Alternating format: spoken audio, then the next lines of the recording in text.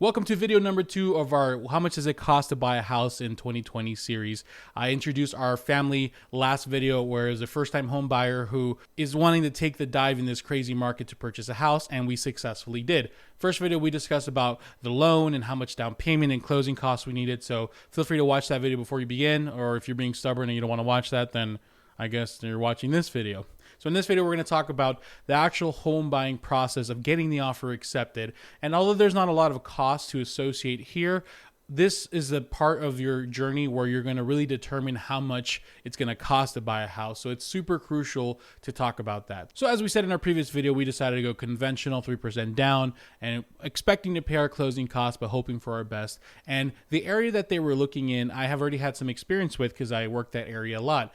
It is insane. If you even consider asking just a smidge of help from the seller, they're not even going to consider you. It's going to be an immediate rejection, like, nope, we want nothing to do with you. And on top of that, to make matters worse, if you're an FHA buyer, you're even going to have less of a chance to get your offer accepted. Luckily, our buyer was able to get conventional financing, so we didn't have to worry with that third problem, but the market was still insane. Now, the first 1 or 2 times I take a client out to see houses, I tell them, hey, I'm not going to tell you if they're still available or not. I'm not going to be like, really stressing you out with all the information. At this point, most buyers are what I call hypnotized by the photos online, right? They think a house is a certain way until they see it in person. So it takes about 1 or 2 showings for them to kind of snap out of it and start realizing what they like. Once we were like on our 3rd, 4th, 5th showings, that's when we had crucial times to strike. And the time that we actually found the house they ended up buying was a pretty interesting day. We had been scheduled to see about 4 houses that day,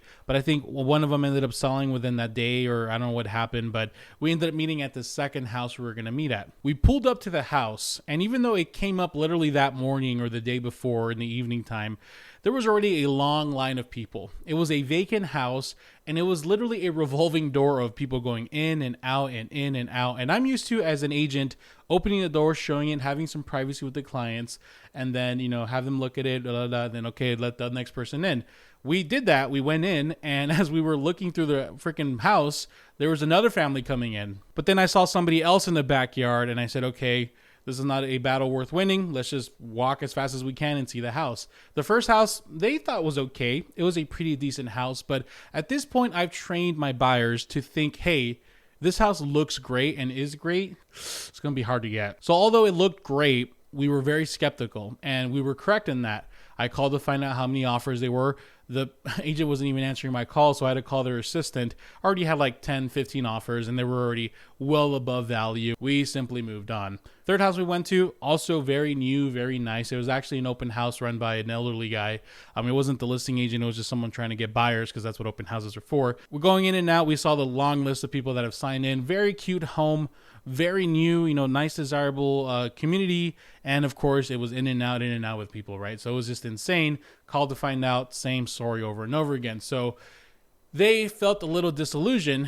This was the multiple times we were going to look at houses, but it seemed like we weren't getting anywhere. We kept getting beat up by these crazy situations. However, we got a little hope. When we pulled up to the second house, it was in an older neighborhood. It's not, just a few minutes away from the houses we were looking at, but it was an older neighborhood. And pulling up to it, there was like a 1-car garage that seemed like at some point it was a carport that was closed in.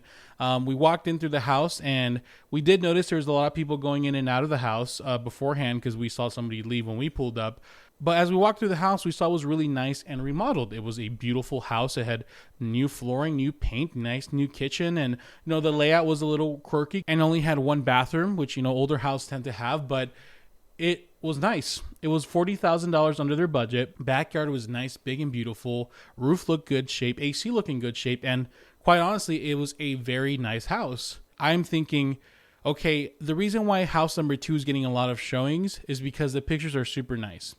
Most buyers are under the impression that they're special. So what's happening is all these 3 houses came out in one weekend, so they want to go for the newer houses that are a little better condition. And even though this older home was in great shape, they were turning their nose up at the fact that it was an older house. For them, my clients, they loved it. They loved that house. They loved the area. And I saw a clear as day opportunity that we need to strike, and we need to strike now. Called my client. I said, listen, let's just make the offer.